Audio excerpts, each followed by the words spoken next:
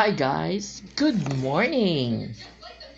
Okay, panahon na naman po ng paulan-ulan na mga araw. Okay, paulan-ulan, tapos December pa. So, medyo malamig.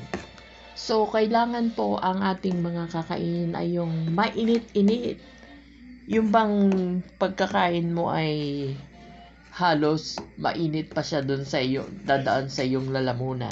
So, ang isa po sa mga tinutukoy ko ay ang champurado. Ito po ay champurado special. Kung bakit special, malalaman po ninyo mamaya. So, unang-una, ayan po, nagsukat ako ng 2 ganyan.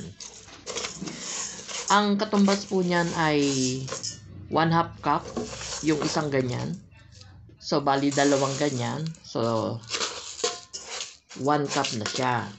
1 cup na pure na malagkit. Unang-una po ay tignan ninyo kung may mga foreign objects ba dyan. Ibig sabihin yung mga dapat na wala dyan. Meron po ba? O baka mamaya meron na dyang mga lumilipad-lipad na kulay itim-itim. So tanggalin po natin yan. Tapos ginagawa ko po ay hinuhugasan siya ng mga 2 to 3 times. Tapos ibinababad ko po siya sa tubig.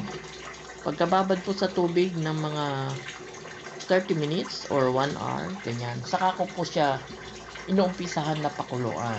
So, unang pagpapakulo po ay sa konting tubig lang para mas madali siyang maluto.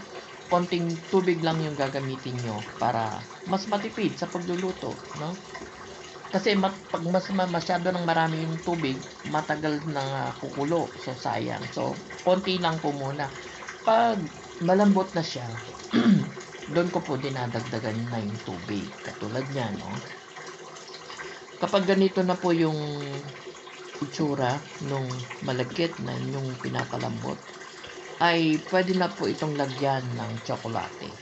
Okay. So, ang nilagay ko pong tsokolate dyan ay yung Hershey's. Ayan.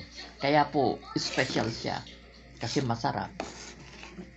Mas malasa siya. Konti lang, pero mas malasa yung kanyang, mas matapang.